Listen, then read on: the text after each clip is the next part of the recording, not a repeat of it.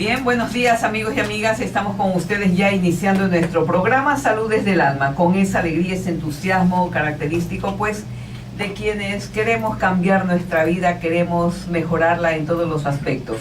Bien, vamos entonces, les pido a todos que por unos instantes invoquemos al Ser Supremo Divino, a los seres de luz, que nos guíen, que nos ayuden, que nos inspiren en el trabajo que nos toca hacer hoy día, a ustedes, a mí, para que lo cumplamos a cabalidad. Esa es nuestra misión, hemos venido a eso, pues adelante. Bienvenidos amigos. Bien, ahora pues les tengo una sorpresa muy grata. Está con nosotros el doctor Manuel Acosta Burgos. Él es médico cirujano y su especialidad es la cirugía plástica. Pero además él de un tiempo para acá incursionó también y es homeópata, terapeuta neural, acupunturista, biomagnetismo, biodescodificación y muchísimas ramas más de la medicina natural que lo convierten pues en un médico que no solamente está anclado en la alopatía, sino que abrió su mente hacia otras posibilidades que permiten al ser humano recuperar el equilibrio, la armonía, la salud.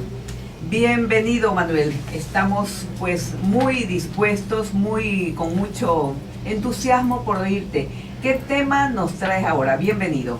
Muchas gracias, muy buenos días amigos de Teleradio y muchas gracias a la doctora Guamán por esta invitación. El tema que hemos querido exponer en este día es sobre el árbol genealógico, también conocido como árbol transgeneracional. Ajá, qué interesante Manuel, esto me parece que es una de las herramientas o cosas que deberíamos conocer cada vez más los seres humanos, ¿no?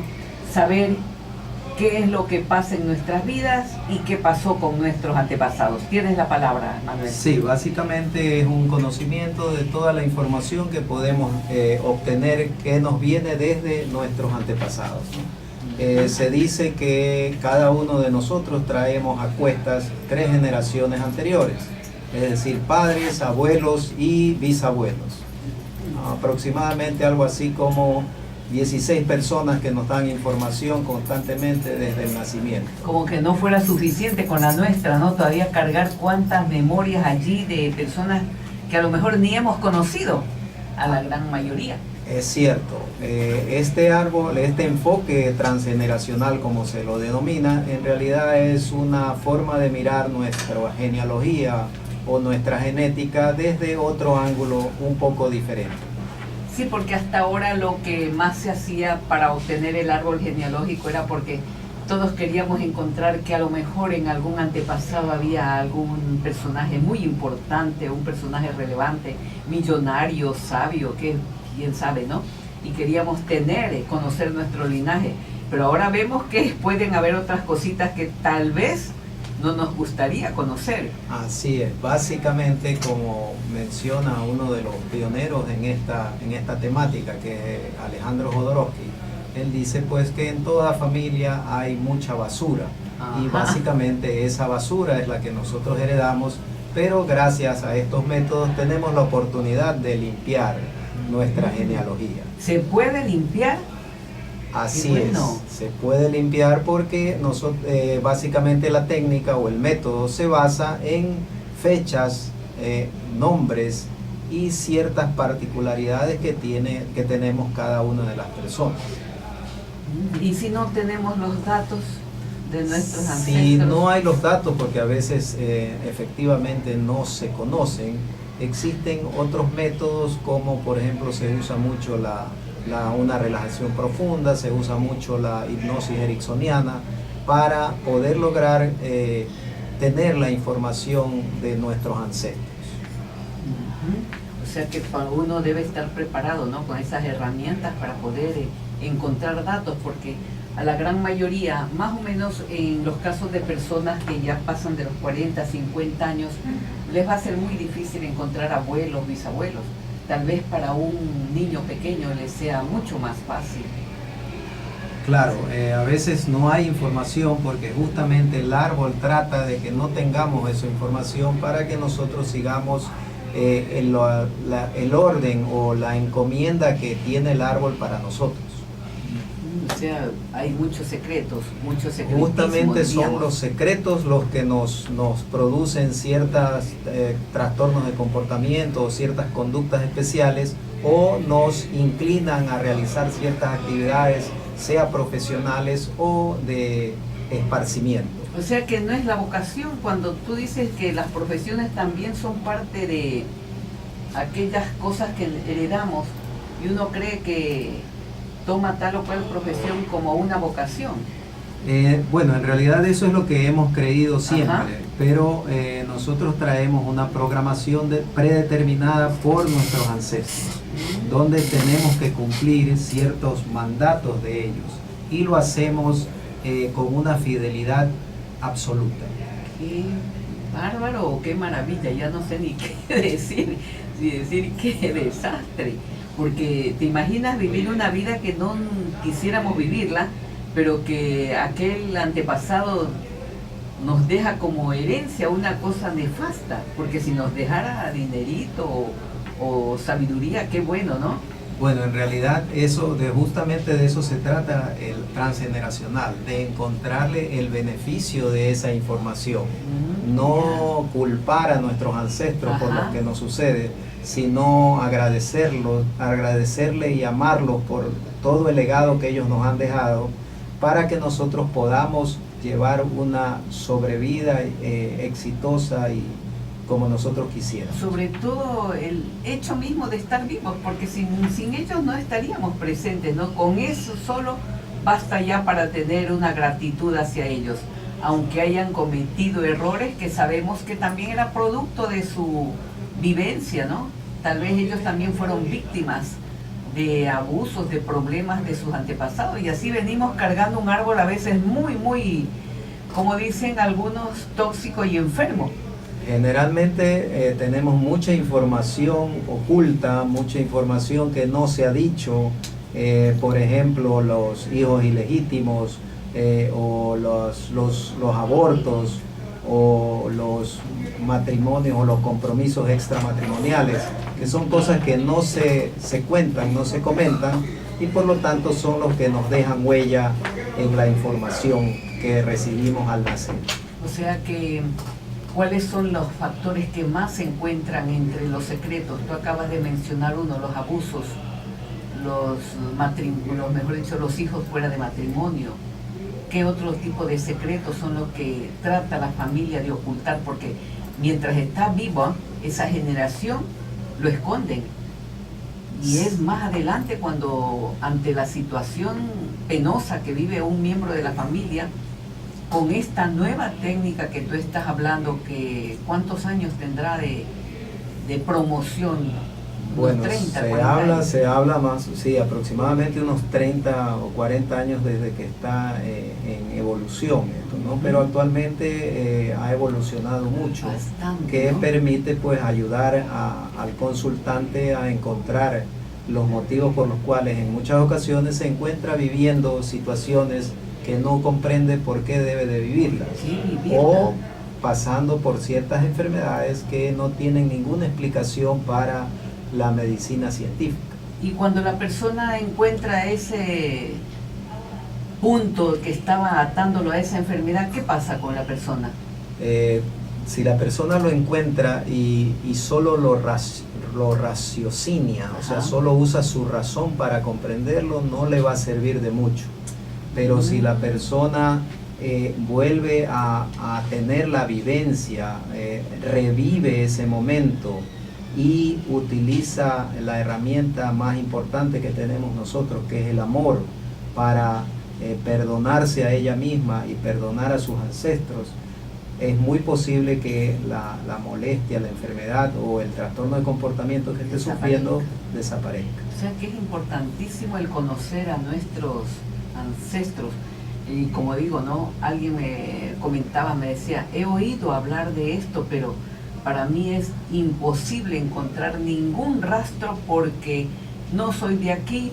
Y se trataba de una persona con China, ¿no? China, me decía, no tengo la más mínima información. Dice, sé que mis abuelos vinieron como migrantes desde Asia, pero de allí no conozco nada, fue una ruptura total.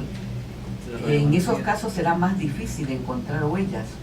Puede ser que sea difícil o puede ser que sea también una orden del árbol de ocultar toda la información que tienen, justamente porque no es una información que deba salir a la luz.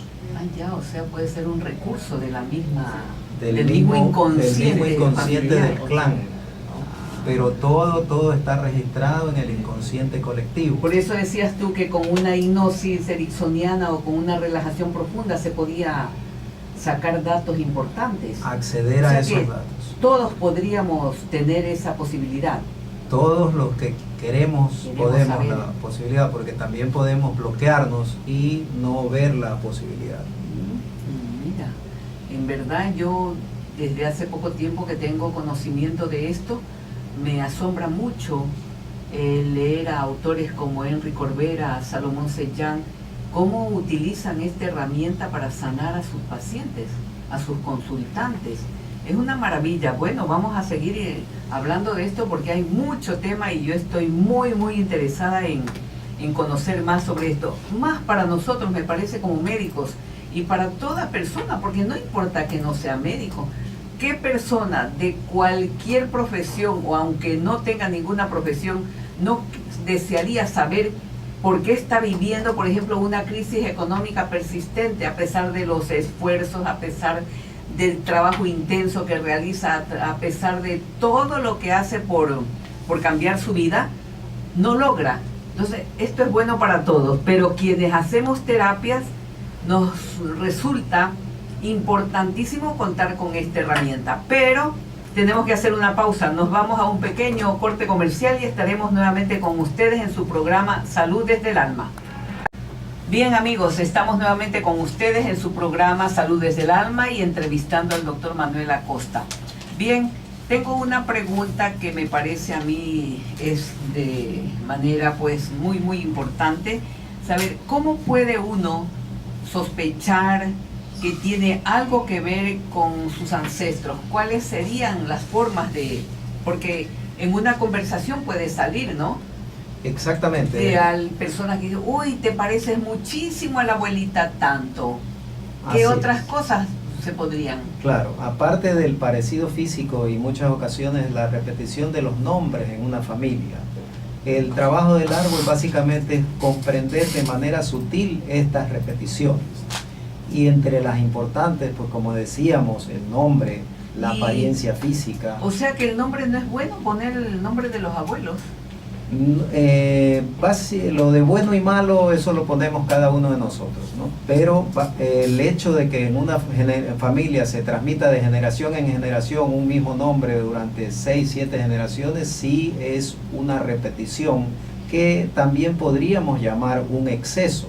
Y cada vez que hay excesos, nosotros debemos de creer que existe una orden de parte del árbol para que ese exceso se produzca. Y al marcar a un niño con el nombre del abuelo, y si este abuelo fue muy contento, muy mujeriego, ¿qué pasa? Podríamos estar generando que ese niño sea un doble del abuelo, ¿no? O sea, es aquella persona con la cual existe más afinidad que la propia de cualquier parentesco, ¿no? Una afinidad muy grande donde se heredan muchos programas y también conflictos, enfermedades y cierto tipo de conductas o comportamientos. Y pensar que en nuestro medio es muy frecuente el poner el nombre del abuelito, de la abuelita y sin saber a ciencia cierta cómo fue la vida de ese ancestro, porque no habría problema, ¿no? Si era una persona brillante en todos los aspectos, una persona que triunfó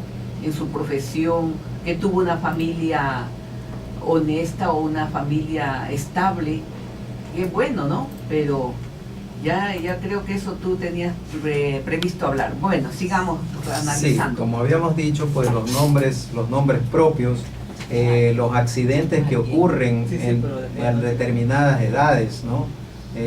O alguna diferencia de edad entre los hermanos, la duración del matrimonio, el momento que se produce la separación, las profesiones que elegimos o las actividades recreativas que tenemos, ¿no? Eso es lo que decíamos, que no es que elegimos porque sí, a veces una profesión, porque nos gusta. Ahí hay otra causa que tú acabas de mencionar, esa puede ser una señal de que estamos siendo inducidos, ¿no? Por el árbol, ¿no? Por los antepasados. Claro. También, por ejemplo, el número de hijos, el número de abortos o pérdidas, ¿no?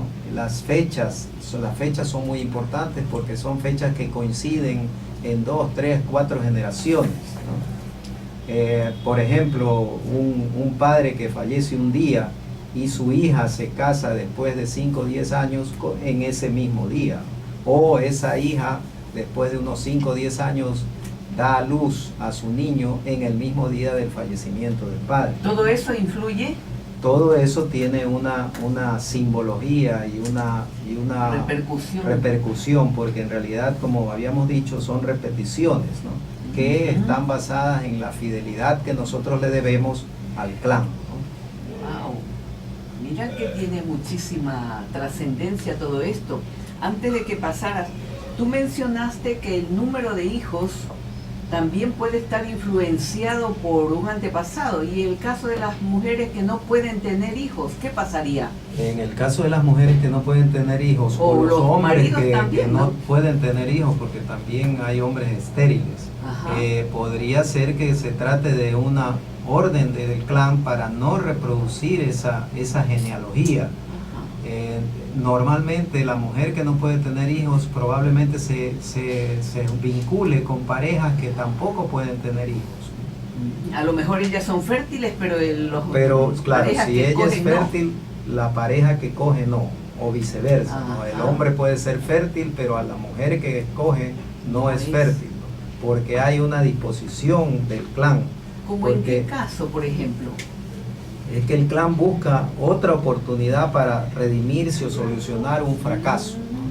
Por ejemplo, en un caso de un ancestro que ha sido un pionero, un hombre de mucho valor, pero en realidad se trata de como un macho alfa. Ese macho alfa, así mismo como en las especies animales, el macho alfa le prohíbe a los demás machos a tener descendencia. Entonces existe esa orden en el árbol, y los diferentes machos que nacen después tal vez tengan la orden de no tener descendencia, porque solo es patrimonio del macho alfa. Y lo mismo sucede con las mujeres. Puede haber una hembra alfa que dispone que su descendencia no tenga hijos.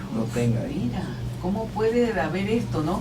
Y pensar que a veces serían los casos de pacientes que van a la consulta de ginecólogos donde nos insisten, pero si yo me he hecho todos los exámenes, estoy ovulando, las trompas de falopio están sanas, no tengo ningún problema, mi esposo tampoco, dice, pero no logramos tener descendencia. Entonces, ¿qué le dice el médico?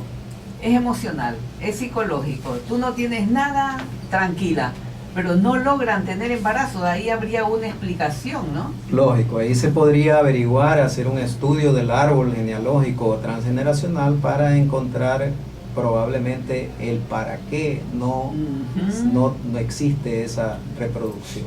Mira, continuemos entonces viendo qué otras causas hay allí para poner atención. Es muy importante, por ejemplo, que la persona nos relate qué es lo que más le gusta, porque justamente lo que más le gusta está en relación a las disposiciones que tenemos de nuestra genealogía. O también es importante averiguar qué es lo que esa persona no soporta, no tolera, es intolerante a, ¿no? Porque probablemente también ahí haya una orden del transgeneracional. Mira, y ahí en esos casos va a servir muchísimo el que el terapeuta dé con la pista, ¿no? De dónde se encuentra su rollo. Claro, porque la persona puede estar duplicando a un antepasado, ¿no? O sea, es lo que se llama... Mencionábamos hace un momento que se llama doble, ¿no? Es decir, que duplican, pero pueden duplicar, y la otra cara de la moneda de duplicar es reparar. El que duplica ya va a ser exactamente lo que hizo el antepasado. Por ejemplo, si tenemos un abuelo alcohólico, ya. puede ser que un nieto, si está duplicando, también va a ser alcohólico. Wow. O otro nieto que está reparando va a ser abstemio, va a combatir al alcoholismo, o va a tener una fundación que ayuda a los alcohólicos. O sea, se puede dar en esos dos sentidos. En los dos sentidos, ¿no? O por último también podría ser que se haga especialista en vinos, un enólogo famoso, pero porque está reparando esa información de su abuelo. Wow. Qué interesante saber todo esto, ¿no? Para poder encontrar más fácilmente una vía y saber por qué hago yo esto, que muchas veces es, yo digo muchas veces es inconsciente, por no decir siempre, ¿no? Es inconsciente. ¿Qué más encuentras tú o qué más debemos poner atención como posible manejo de los antepasados? Básicamente también se utiliza mucho, como habíamos mencionado, las fechas de nacimiento, a través de la fecha de nacimiento, la fecha de concepción, y también es muy importante la fecha de muerte, donde se buscan las coincidencias con las nuevas generaciones, con una diferencia de más o menos 10 días, ¿no? Ah, ya, o sea, no es que porque nació en tal mes. Ahorita se me viene algo que estás mencionando. Alguna relación debe tener también con la astrología, ¿no? Porque en la astrología se ve eso, esas cositas en que naces en tal fecha que corresponde a tal signo. Y estoy viendo aquí que es una cosa que podría ayudar en un determinado caso. ¿Qué más podrías decirnos de este bendito árbol? Hay personas de las cuales nuestros ancestros nos nombran sus herederos. ¿Qué quiere decir eso? Heredero es un ancestro que muere la misma fecha o más o menos 10 días de la fecha que tú naciste o de la fecha que fuiste concebido. Ajá. Pero él muere ya cuando tú has nacido. Es decir, es como que te elige, voy a morir en la fecha en que nació fulanito. El que te nombra heredero muere después de que tú has nacido. Y para que cuando tú eres heredero, tú básicamente lo que tienes que hacer es terminar el trabajo que no hizo tu antepasado, ¿no? Y si fue un trabajo no muy bueno, ¿hay cómo reparar eso? ¿Hay cómo cambiar? Bueno, si fue un trabajo con el cual la sociedad no está de acuerdo, si tú te enteras de ello, tienes la posibilidad de reparar. Pero si tú no haces un estudio de tu transgeneracional, probablemente te vas a encontrar haciendo algo de lo que después te vas a recriminar. Mira, o sea que es importantísimo el poder reconocer estos datos, tener estos datos. Muy importante, muy importante. El doble es por lo que acabas de decir, el nacimiento mejor dicho, el fallecimiento de un antepasado en la fecha en que nació un hijo, un nieto. Generalmente es la segunda generación, ¿no? Normalmente se salta una generación, ¿no? Es de abuelos a nietos más que de padres a hijos. Ajá. Yo recuerdo que esta palabra, esta frase de la Biblia, ¿no? Que los pecados de los padres lo pagarán los hijos. Siempre me sonó eso como injusto. Como algo, claro, como algo recriminatorio. Ajá, pero sí. Mira ahora cómo se puede a través de esto entender. Y dicen que en la Biblia también esa parte no he tenido la oportunidad de ver, que hasta la tercera, cuarta y hasta quinta. Y otros dicen hasta la séptima en algunas civilizaciones, culturas. Y también hay una parte de la Biblia donde dicen que los padres comen uvas verdes y a los hijos les rechinarán los dientes. Dios mío, esto sí que es fuerte, ¿no? Es fuerte, pero es real, lo cual quiere decir que ellos conocían la influencia del transgeneracional, la influencia que tiene nuestro árbol en la vida que llevamos y que debemos, o sea, es una obligación para nosotros tomar conciencia de esto, conocer esto para no seguir repitiendo problemas como acabas de mencionar, personas que no pueden tener hijos, personas que se dedican al alcoholismo. Eso sería, por ejemplo, el caso de una persona que le dicen, este muchacho es la oveja negra de la familia. Podría ser, claro, porque es totalmente diferente al resto de su familia, ¿no? Bueno, pero tenemos que hacer una pausa nuevamente. Vamos a un pequeño corte comercial. Volvemos inmediatamente, amigos. Recuerden el teléfono, el 2680-594 de Teleradio, está a vuestra disposición. Nuevamente con ustedes entrevistando al doctor Manuel Acosta, pero tenemos una llamada. Buenos días y adelante. Doctora, buenos días. Buenos días, amiga. Quiero comentar rapidito mi historia familiar. ¿Ya? Mi abuelo vino de Portugal, ¿Ya? de la bahía de Funchal. ¿Ya? Llegó primeramente a Norteamérica, pero ellos habían sido dos hermanos y tenían mucho dinero ahí en Funchal. ¿Ya? En esa época de que había el rey y que cuando habían dos hermanos varones uno tenía que ir a servir al rey.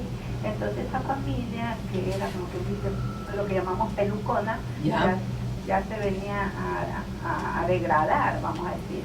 Entonces estos dos hermanos cogieron dinero que tenían los padres y viajaron, vinieron a América, llegaron a Estados Unidos y se les terminó el dinero. Entonces, como eran bien jóvenes ellos, no sabían qué hacer, pero ellos habían aprendido que donde veían perros gordos, entonces ahí la situación era buena. Y bueno, a la final ellos se habían integrado a una secta, ¿Ya? que no se sabe qué secta sería, bueno ya. Entonces ya ahí les dieron dinero, ya les cambió la vida y todo. Pero ellos quisieron viajar y comenzaron a viajar a Sudamérica. ¿Ya? Mi abuelo llegó aquí a Ecuador, le gustó y se quedó en Quito. En Quito se enamoró de mi abuela, una quiteña que creo que era también de esas peluconas. Ya. Y no sé si se casarían o no. Bueno, lo cierto que ya formaron el hogar y compraron una hacienda que todavía existe. Esa hacienda se llama El Rompe en Riobamba, que Ya. es una hacienda muy grande. Y mi abuelo, y que era muy amigo de las autoridades de esa época, Ya. ¿no? Pero a él le gustaba jugar la pinta, que yo no sé qué juego será ese. Y ¿cómo es? Y era el carácter bien fuerte, así de ser el abuelo. ¿Ya? Bueno, dice que tuvo 4 hijos, 2 varones y 2 mujeres. El menor fue mi papá.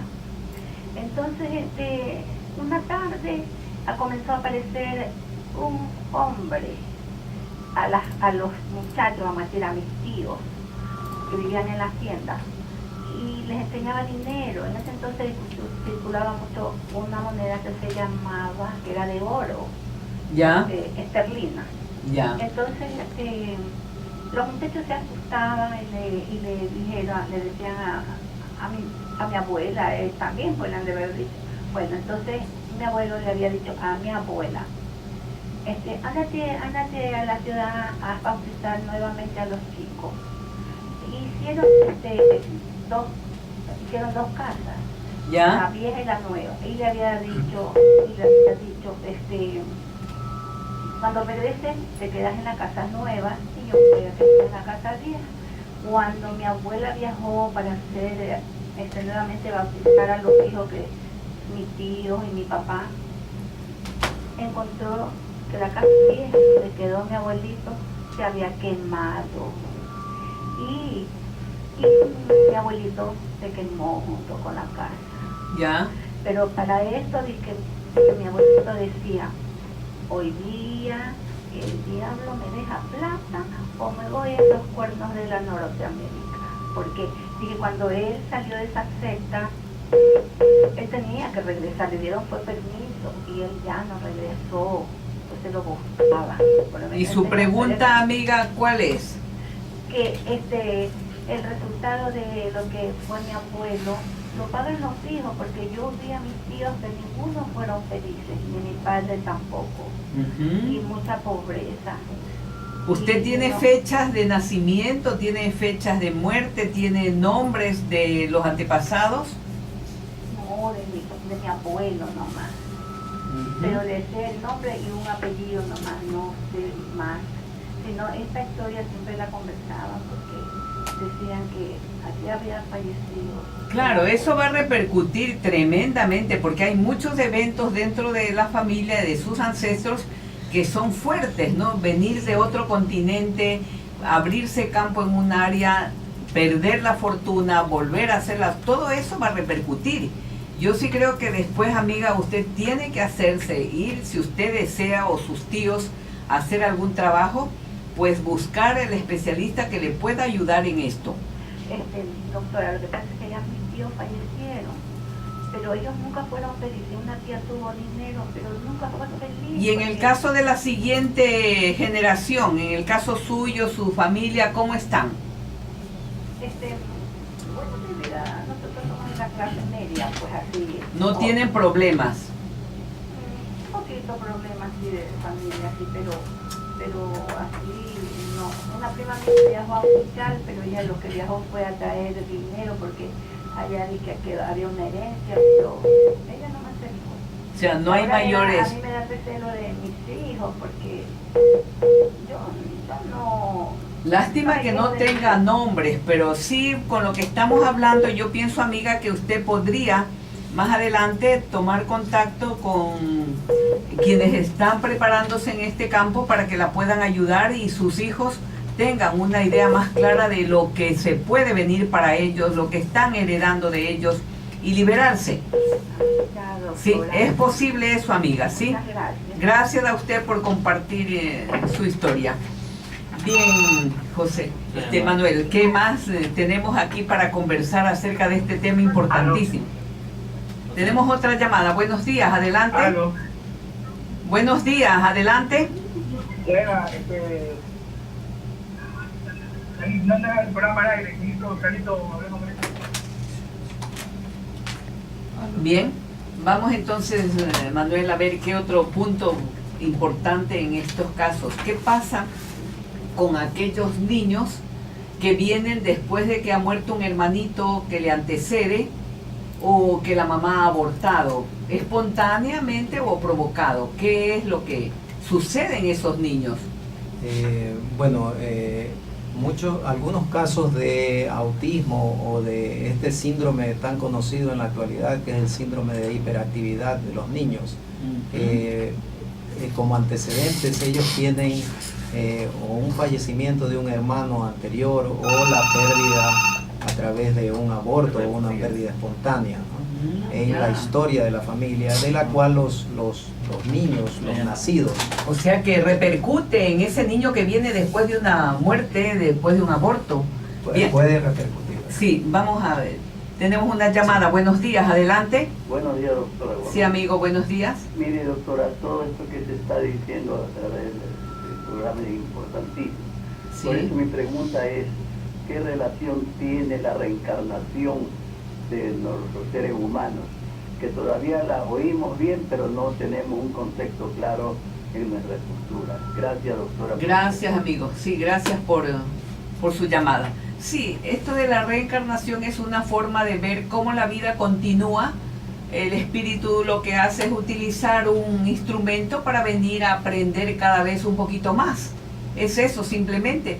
Y ahí vemos que mucha gente cuando habla de reencarnación dice, pero si debe ser la reencarnación del bisabuelo, porque es igualito y hasta el nombre y hace las mismas cosas.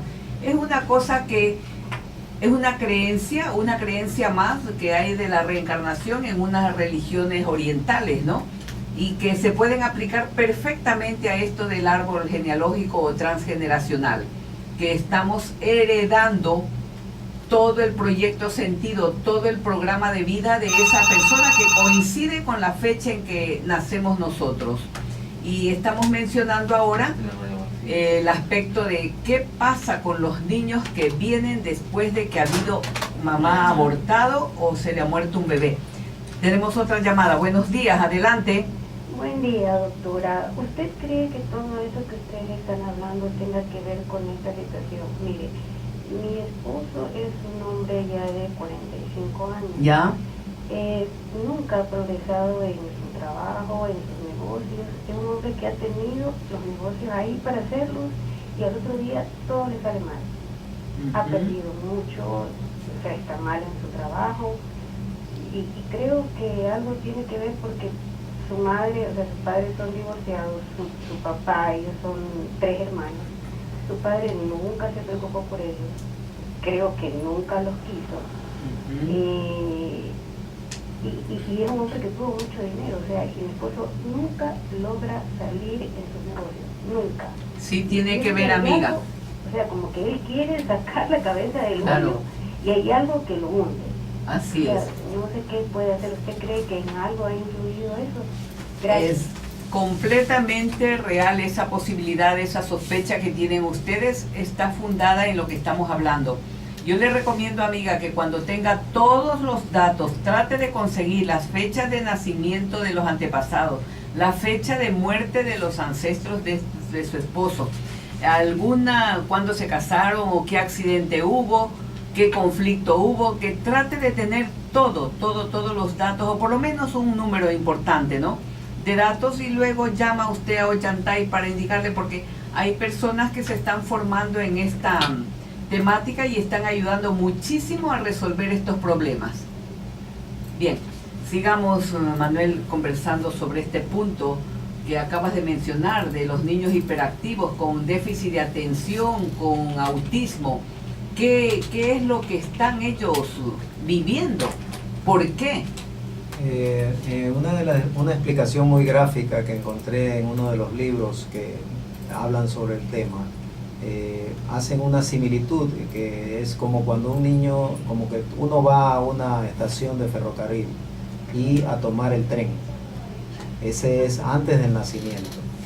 Llega el tren y el que no nace no se sube en el tren, pero se queda en la estación esperando hasta que se produzca el nuevo nacimiento, donde llega el nuevo niño a volver a subirse a ese vagón.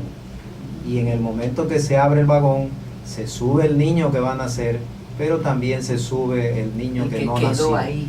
Entonces, eso es un poco como para explicar la vitalidad y energía que tienen los niños en este síndrome de hiperactividad. O sea, que hiperactividad. vienen con un paquete de información que no les pertenece y que tienen que vivirlo. Y no solo con el paquete de información, sino con la energía que trae ese paquete. Por eso es que son niños que no paran en todo el día, ¿no?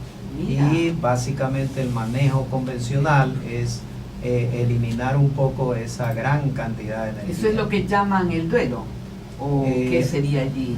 Bueno, parte de lo que tendría que hacer la madre y el niño sería el duelo de esa pérdida, ¿no? Niño que no nació, ¿no? Mira. Y la otra parte que tendría que hacer la madre es informarle a su hijo sobre esta pérdida, cómo ella básicamente lo vivió, cómo fue tan doloroso perder a este niño y cómo fue lo agradable de saber que iba a salir de nuevo embarazada y su nuevo hijo que nació. Ese conocimiento, esa toma de conciencia puede aliviar al niño de su autismo, de su hiperactividad. Los niños son mucho más sensibles a esta información, y algo muy importante en los niños es que no cuestionan la información que uno les da, ¿no? El niño acepta la información y para el niño básicamente ha terminado el problema. Qué bueno. Nosotros los adultos es que sí cuestionamos y queremos saber cómo, cuándo, dónde, por qué y cuándo. Entramos a razonar y analizar y nos perdemos. Exactamente. Utilizamos la razón y en ese momento ya no podemos liberar, ¿no? Qué bien. Bueno, esto está supremamente interesante, pero tenemos nuevamente que hacer una pequeña pausa para unos comerciales. Volvemos inmediatamente, amigos. Con ustedes nuevamente en su programa Salud desde el Alma, y aquí entrevistando a Manuel Acosta, este médico cirujano que está buscando otras áreas importantísimas para recuperar la armonía, la salud. Bien, continuemos, Manuel. ¿Qué otra cosa nos podrías dar? ¿Algún caso que tú tengas conocido ya de cómo funciona este transgeneracional? Bueno, cuando hace unos 2 años, cuando estábamos empezando en esta temática, tuve la oportunidad de ver a un niño con síndrome de hiperactividad diagnosticado. Fue a mi consulta por una cirugía reconstructiva, y el niño pues un poco más y desbarata el consultorio por su actividad, ¿no? Y la mamá, por supuesto, pues muy preocupada, andaba detrás del niño. Yo le pregunté que ella me mencionó que el niño había sido diagnosticado como hiperactivo. Y le pregunté si le habían recetado alguna medicación. Me dijo que sí, que la medicación que le daban al niño lo anulaba, lo bloqueaba, o sea, no podía ser espontáneo. Así Mira. que ella había decidido no dársela y tenía pues que andar atrás de él 24 horas al día. Entonces yo le pregunté en ese momento si ella no había tenido una pérdida antes de este niño. Y en ese momento la señora comenzó a prestarme atención y me refirió que efectivamente 6 meses antes de haber concebido a este niño, ella había tenido una pérdida. Mira. La siguiente pregunta fue si el niño, si se lo había contado. ¿Qué edad tenía el niño? El niño tenía 5 años. Wow. Entonces ella me dijo que no le había contado ese evento al niño. Entonces yo le expliqué que debería de contárselo y haciendo uso de una información que a través de este pionero en el campo que es Alejandro Jodorowsky, le sugerí que haga un acto de psicomagia, donde ella básicamente tenía que regresar al niño al líquido amniótico, al ambiente intrauterino, y abrazada de su hijo, que su hijo oiga sus latidos de corazón, que son los primeros sonidos que oímos todos los seres humanos, el latido de corazón de nuestra madre. Le cuente el evento de la pérdida, le cuente cómo lo había vivido, cómo había sufrido, cómo se había sentido por eso, y también que le cuente lo maravilloso que había sido enterarse que estaba nuevamente embarazada y lo maravilloso que había sido que nazca él como ser humano.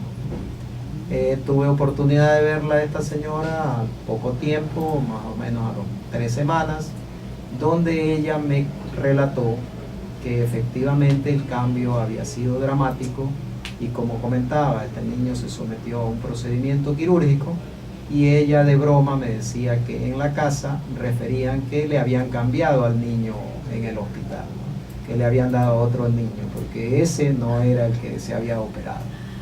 Oye, eso está fantástico.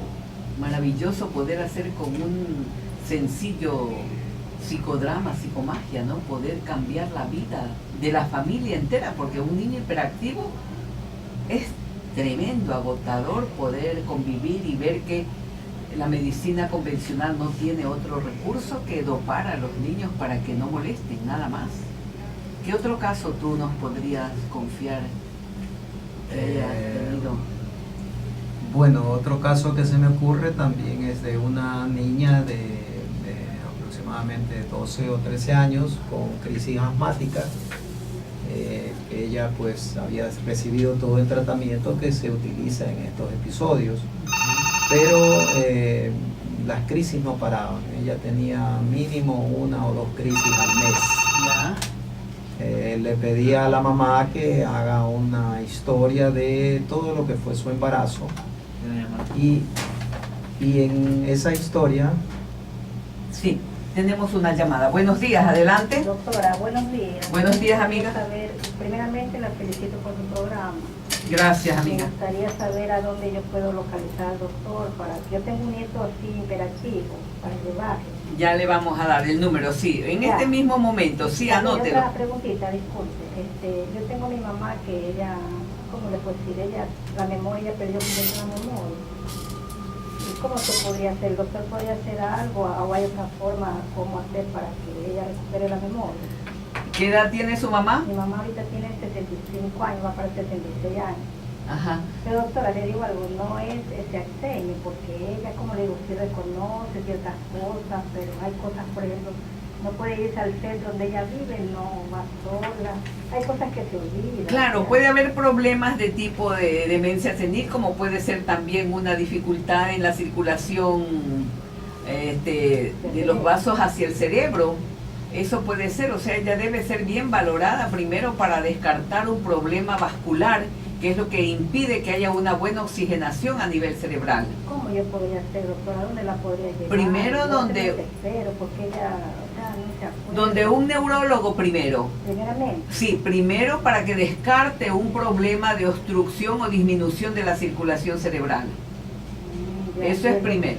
Ya, y el doctor... que- Anote el teléfono, amiga. Tiene a la mano ya el papel y lápiz. 099 44. Pero un ratito.